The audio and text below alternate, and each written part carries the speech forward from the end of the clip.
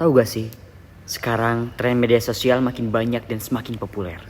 Dunia semakin maju seiring dengan berkembangnya zaman. Gimana ya agar kita bisa memanfaatkan tren media sosial?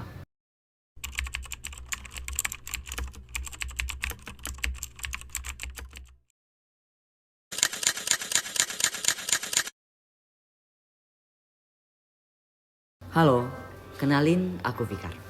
Aku berasal dari Pangandaran, Jawa Barat.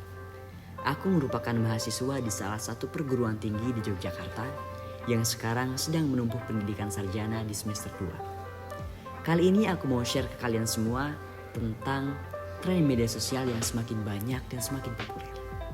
Tapi pertanyaannya adalah, banyaknya tren media sosial tidak diimbangi dengan kemampuan kita yang masih gini-gini aja.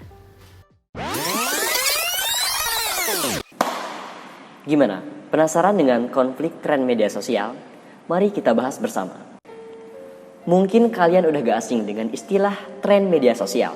Seiring dengan terus berkembangnya teknologi, serta diiringi dengan gaya hidup konformitas, tren media sosial terus bergerak dan semakin mendekat mempengaruhi kehidupan kita.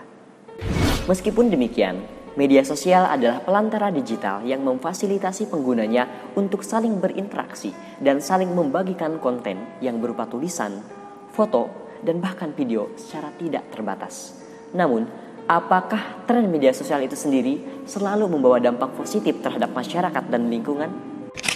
Terkait isu tren media sosial yang terjadi, apakah membawa dampak positif atau negatif? Faktanya, tren media sosial bisa membawa dampak baik terhadap perekonomian, sosial, serta hukum.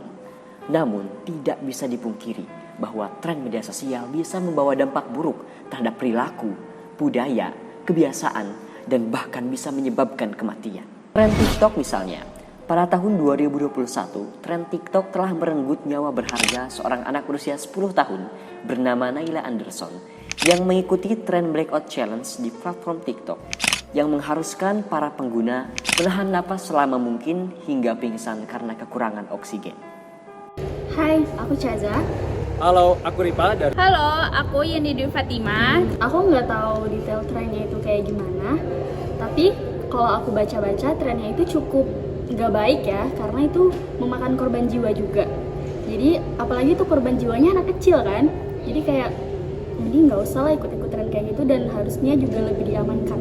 Trennya itu sangat tidak bagus ya, karena itu kayak tahan napas gitu kan, itu bisa jadi buat orang meninggal.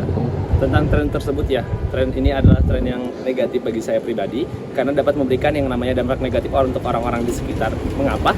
Karena tren tersebut dengan kita menahan nafas gitu ya, itu dapat memberikan yang namanya dampak negatifnya itu adalah kehilangan nyawa tersebut gitu kan. Makanya untuk menurut saya pribadi, tren ini adalah negatif untuk dipertontonkan, untuk diperlihatkan karena dapat memberikan yang namanya dampak negatif untuk orang-orang di sekitar kita seperti itu.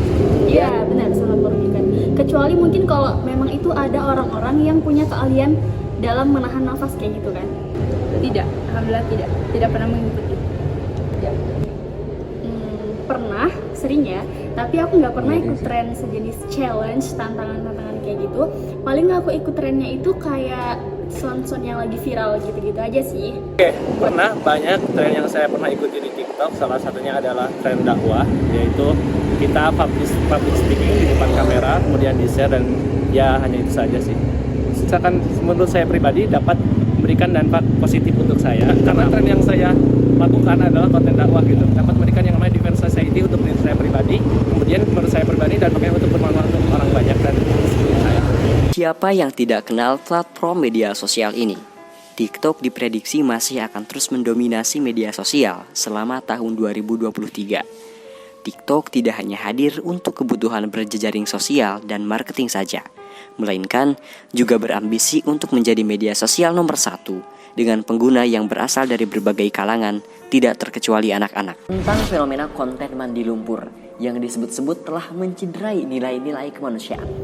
Tren mandi lumpur itu juga sama-sama nggak baik sih ya kalau kata aku, karena yang punya akun itu kan dia menyuruh keluarganya, bahkan dia juga untuk kalau bahasa kasarnya itu mengemis koin kan, gift hadiah gitu, dan itu sangat dia itu mencari kesempatan empati dari para penonton dan itu bisa jadi dampak buruk juga bagi anak kecil yang nonton. Bisa jadi dia juga meniru buat hal-hal kayak gitu supaya dia bisa dapat uang. Itu dingin kan, terus kayak hal-hal kayak gitu kenapa sih harus dipertontonkan kayak gitu? Pasti itu sangat menyiksa juga, bahkan sampai ada yang pernah pingsan juga kan, orang-orang tua yang ikut mandi lumpur kayak gitu. Bukan hanya mandi lumpur, tapi juga ada yang mandi-mandi di kolam berendam kayak gitu juga kan. Fenomena mandi lumpur itu menurut saya itu nggak bagus ya, soalnya kayak seolah-olah mengemis gitu kan. Bisa saja kita mencari uang dengan cara halal. Oke, tren mandi lumpur ya. Pertama itu tren yang negatif ya, karena selain menzolimi diri kita, itu memberikan yang namanya dampak buruk untuk orang-orang di sekitar kita. Contohnya misalkan ketika orang-orang di sekitar kita mencontoh untuk mendapatkan uang dengan hal yang seperti itu akan memberikan yang namanya dampak negatif gitu kan. Selain itu, kalau misalkan orang tua yang disuruhnya itu ya, selain menjatuhkan martabat diri kita, itu menjatuhkan yang namanya martabat orang tua kita juga seperti itu. Jadi lebih ke kemanusiaannya. Dan untuk dilihat dari kaca perbandingan yang namanya hukum Islamnya gitu kan, dalam surat Yunus ayat 44 dikatakan bahwa Allah itu tidak pernah menzolimi yang namanya manusia, tetapi manusia itulah yang menzolimi dirinya sendiri. Seperti itu. Fenomena konten mandi lumpur baru-baru ini eksis dan menjadi berita hangat di kalangan pengguna TikTok. Banyak pihak yang mengecam dan prihatin dengan adanya peristiwa tersebut, karena disebut-sebut telah menciderai nilai-nilai kemanusiaan. Namun, beberapa pihak menyebutkan bahwa konten mandi lumpur ini adalah suatu hal yang menjanjikan, yang dapat membantu meningkatkan perekonomian. Pemerintah sendiri tidak tinggal diam. Kementerian Komunikasi dan Informasi atau Kominfo secara sah memblokir dan melarang beredarnya konten mandi lumpur di platform TikTok. Terlepas dari itu, TikTok kini juga telah menjadi social commerce yang sedang naik daun karena fitur belanja atau yang familiar dikenal dengan istilah keranjang kuning. Platform TikTok sendiri sudah diakui oleh masyarakat sebagai alat pertumbuhan ekonomi. Banyak kalangan remaja yang sudah memiliki penghasilan menjanjikan dengan memanfaatkan TikTok dan tren-trennya. Cukup bagus ya pemasarannya dari TikTok, karena kalau dari TikTok itu kan biasanya juga menyertakan video-video, ada itu video unboxing, dan itu yang merupakan video yang sangat real bisa kita lihat, daripada misalnya di Shopee kita cuma hanya bisa ngelihat gambar-gambarnya aja kayak gitu. Dan kalau di TikTok juga biasanya dia juga bisa menjual produk-produk dari keranjang itu melalui live, dan itu sangat menguntungkan bagi dunia di dunia bisnis. Keranjang kuning di TikTok itu sangat bagus ya, karena TikTok sekarang itu perubahannya sangat dramatis gitu. Seperti kayak live TikTok di Shopee, nah menyangkutnya ke TikTok gitu. Ya lumayan sih, cuannya itu mendapat lebih banyak, apalagi kan sekarang anak muda apa sih yang nggak tahu TikTok gitu kan. Keranjang kuning yang ada di TikTok. Oke. Pertama, itu memberikan yang namanya dampak positif, memberikan yang kebermanfaatan untuk orang yang akan belanja. Misalkan nih, saya sedang mencari barang atau produk di TikTok gitu kan. Ketika scroll, ternyata ada orang yang iklankan di keranjang kuning itu kan. Nah, menurut saya itu misalkan ketika barang dicari dengan relevan dengan apa yang diiklankan, itu akan memberikan yang namanya kebermanfaatan apa? Secara tidak langsung kita akan lebih mudah untuk yang namanya mendapatkan produk atau barang tersebut. Kedua, kalau misalkan lihat dari segi ekonomi, itu memberikan yang namanya dampak positif untuk yang namanya ekonomi kreatif gitu. Udah, karena untuk praktek jual beli di lapangan, misalnya seperti di pasar, itu bagi anak remaja itu sudah mulai berkurang, karena remaja-remaja lebih suka untuk belanja di aplikasi online. Pengguna TikTok Shop itu karena kita bisa melakukan penjual itu dengan cara live gitu. Nah, jadi kita kayak langsung check out gitu. Tapi kadang di TikTok Shop itu ada penipuan juga sih, tergantung kita pintar-pintar memilih si marketplace-nya. Oke, yang kedua untuk ekonomi kreatifnya ya. Pertama, dapat memberikan kebermanfaatan atau dampak yang besar untuk produk. Nah, kedua, dapat memberikan kebermanfaatan untuk yang namanya meningkatkan mobilitas penjualan untuk yang namanya penjual itu sendiri, seperti itu. Kita beralih ke Twitter, platform media sosial yang ditujukan untuk menyampaikan pendapat dan gagasan secara real time.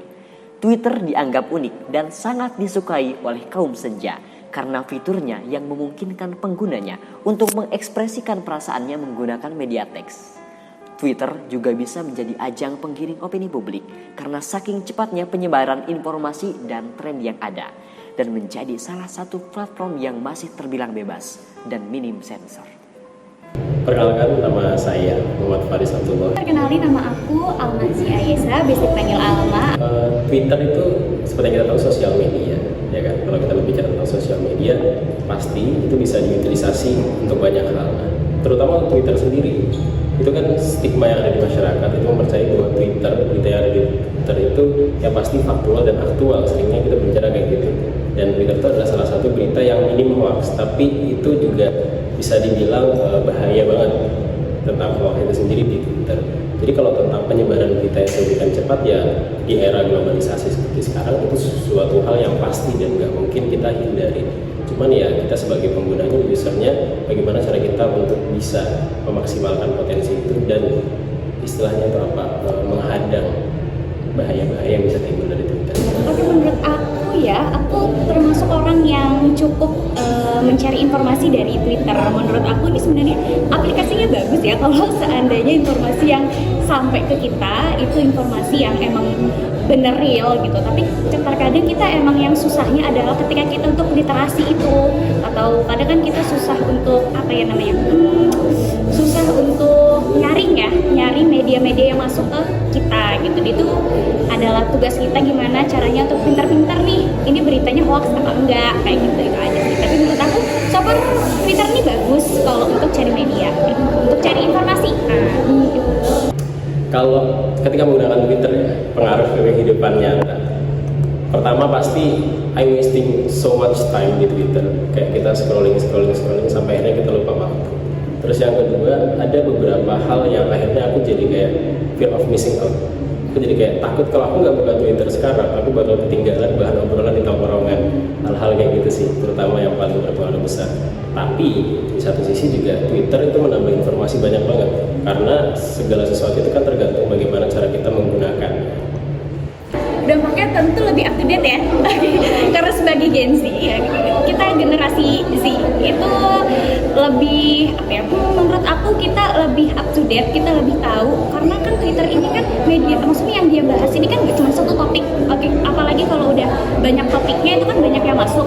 Jadi menurut aku kita lebih menyeluruh, ilmu-ilmu lebih dapat banyak, meskipun kita harus literasi lagi yang benar yang mana gitu. Poin positif ya dari cepat informasi yang ada di Twitter itu yang pertama, pastinya kita lebih terkoneksi antara satu sama lain. Gak ada lagi yang namanya batasan atau border. Jadi kita tuh menjadi masyarakat internasional yang memang borderless. Jadi gak ada lagi batasan. Kayak contoh, misal ada kejadian riot atau demonstrasi di Prancis untuk kebebasan atau pengurangan dan kenaikan gaji buruh, kayak gitu-gitu kita bisa tahu, dan kita jadi bisa tahu kondisi faktual tentang dunia itu secara keseluruhan. Dan kalau misal ada sesuatu hal yang misal itu urgent untuk diketahui, penyebaran informasi yang kian cepat itu sangat membantu. Kayak contoh yang paling singkat itu ada info cegatan di mana kita bisa tahu, ya kan? Ada info kemacetan atau kecelakaan di mana kita bisa tahu. Dan hal-hal yang memang itu dibutuhkan, karena kan sekarang kekuatan viral itu udah menjadi kekuatan yang istilahnya itu people power gitu. Jadi kalau suatu oknum atau pemerintah itu tidak mau untuk istilahnya pro rakyat, kekuatan dari rakyat itu dengan cara memviralkan itu bisa menjadi media untuk berita itu akhirnya lolos atau tersampaikan. Twitter menjadi salah satu aplikasi populer yang masih sulit diprediksi trennya, termasuk di tahun 2023 ini. Elon Musk pernah menyatakan bahwa Twitter akan menerapkan sejumlah biaya subscription untuk kebutuhan komersial dan pemerintah. Nyatanya, tidak sedikit influencer yang aktif di Twitter dan berhasil mempengaruhi banyak pengguna. Sehingga hal ini bisa dipertimbangkan para pembisnis untuk melancarkan strategi sosial media marketing di Twitter. Twitter Blue, kalau kita bicara tentang Twitter Blue ya, satu hal yang harus kita tahu itu Twitter Blue itu intinya tuh bayaran untuk mendapatkan centang biru atau verifikasi. Nah, Kalau ditanyain ke saya pribadi, saya setuju atau enggak? Saya sih nggak setuju. Kenapa? Karena tanda centang biru itu sudah melekat dalam persepsi masyarakat kita di seluruh dunia bahwa itu hanya untuk akun-akun yang terverifikasi. Nah, kalau semisal itu kemudian dibayar dan kita bisa dapat secara langsung kayak gitu kan, tanpa membutuhkan verifikasi, itu bahaya banget. Karena akun-akun apa istilahnya, akun-akun bayangan atau akun-akun yang ingin menjatuhkan sebuah brand itu bisa muncul. Dan centang biru itu kan tanda verifikasi ya, yang artinya itu tuh terpercaya gitu. Coba bayangin aja kalau misal semua akun itu centang biru, kita mau percaya sama siapa gitu kan. Jadi ya, gue pribadi gak setuju sih. Oke, sebenarnya karena Twitter ini kan penggunanya kan banyak ya, jadi aku kurang setuju sih sama adanya Twitter dulu. Kalau misalnya orang beli untuk dapat verifikasi dari Twitter. Kalau aku sih kurang setuju karena pada akhirnya nanti mereka akan menggunakan Twitter itu dengan dengan tidak bijak. Oke, mungkin informasinya nanti mereka bisa jadi buzzer atau penyampaian informasinya malah jadinya hoax dan nggak benar. Itu sih yang paling ditakutin dalam kalau orang pakai Twitter dulu. Platform Twitter juga menjadi salah satu penyumbang kasus terbanyak di Indonesia, dari mulai konten dewasa, penipuan, bahkan perjudian. Ini disebabkan Twitter sendiri yang terbilang bebas dan minim sensor. Kalau kita bicara Twitter, ngomong Twitter aja pasti udah ada bayang-bayang minim sensornya itu kemana. Tapi di satu sisi itu ada baiknya juga. Kenapa? Karena dengan kita yang minim sensor, karena di media massa kan seringnya segala bahasa itu disensor. Sampai kita sendiri bahkan sering misinterpretasi ini maksudnya apa. Tapi Twitter itu dari bahasanya, dari gambarnya, dari videonya. Kalau itu kita bicara tentang berita, itu kan dia memberikan secara jelas gitu, secara asli, secara nyata, oh kayak gini loh ada kalanya gitu kan. Tapi ya tidak bisa dipungkiri juga dampak buruknya itu terasa bahkan sampai ke semua lini masyarakat. Nah, itu balik lagi ke yang aku bilang pertama. Nah, kalau misalnya kita harus pintar-pintar dalam literasi atau penyaringan media yang masuk ke kita. Sebenarnya orang ini kan bebas untuk bersosial media. Kita tahu sendiri akibat baik buruknya dalam sosial media itu tergantung dari kita sendiri. Kita sebenarnya mau nggak sih untuk dapat informasi yang baik atau yang buruk itu tergantung dari kitanya lagi. Gitu. Jadi it's okay. Penghujung tahun 2023 sudah di depan mata. Saatnya mengetahui bagaimana tren media sosial agar dapat menyiapkan strategi perencanaan media sosial yang tepat. Media sosial merupakan salah satu ranah yang mengalami perubahan yang sangat pesat. Bagi kehidupan bisnis, mengikuti tren yang terbaru di media sosial adalah langkah yang sangat krusial untuk dilakukan agar dapat terus relevan. Solusi yang dapat kita ambil ketika menemukan isu-isu terkait tren media sosial adalah pertama, mengedukasi media sosial dengan cara mensosialisasikan kepada pengguna terkait potensi dampak buruk yang diakibatkan dari tren media sosial seperti kesehatan mental, penyebaran hoax, dan polarisasi politik. Kedua, dengan cara literasi digital. Cara ini dapat membantu pengguna untuk mengenali berita palsu dan informasi yang menyesatkan. Ketiga, filter dan blokir konten-konten negatif. Platform media sosial harus menyediakan alat yang lebih efektif untuk mengontrol apa yang dilihat dan diakses oleh pengguna. Juga, kita sebagai pengguna harus memiliki kesadaran untuk bertindak lebih tanggung jawab terhadap apa yang kita temukan. Dan yang terakhir, dengan keterlibatan positif. Dorong keterlibatan positif di media sosial dengan cara mempromosikan kampanye yang mendukung isu-isu sosial dan lingkungan. Yang saya ketahui dari aspek ideologi atau agama, itu banyak sekali menimbulkan hal-hal yang bisa menciderai kemanusiaan. Walaupun sebenarnya dalam diri manusia itu ideologi itu dibentuk, agama itu dibentuk. Ya kan? Tidak mungkin agama itu tidak dibentuk ketika dari lahir seorang ibu tidak mengajarinya dengan ajaran agama mereka. Aspek sosial juga begitu. Ketika ada beberapa hal yang tidak sesuai dengan sosial yang ada, misalkan ketika ada anak kecil dihajar, kemudian ada orang tua yang mengemis kemudian dikebukin, itu kan juga menjadi nilai-nilai kemanusiaan bisa tercederai. Kemudian dari aspek budaya, ya. Kemudian ada, kalau budaya kan banyak ya, beberapa hal yang menyangkut tentang adat istiadat dan lain sebagainya. Ketika ada konten yang misalkan itu tidak sesuai dengan adat istiadat atau konten yang menyalahi adat istiadat itu juga bisa mencederai nilai-nilai kemanusiaan. Politik apalagi, wah ini besok akan ada tahun 2024, itu juga sangat banyak sekali yang muncul nilai-nilai itu. Pendidikan pun juga begitu. Contohnya ada yang meng-up seorang ustadzah nulis Arab itu tulisannya keliru kabeh. Itu juga bisa loh menjadi pencederaan dari nilai-nilai kemanusiaan yang ada. Oke, kira-kira itu. Tren media sosial telah menjadi satu kekuatan yang mendasari dalam mengubah cara kita berinteraksi, beraktivitas, berkomunikasi, dan mendapatkan informasi. Meskipun telah membawa banyak manfaat, kita tidak boleh mengabaikan konsekuensi negatifnya. Dengan kesadaran edukasi dan tindakan yang tepat, kita dapat memaksimalkan dampak positif dari tren media sosial. Mari kita berada di garis depan perubahan yang berarti dan bertanggung jawab di dunia digital yang semakin terhubung ini. Aku Fikar, salam Gen Z.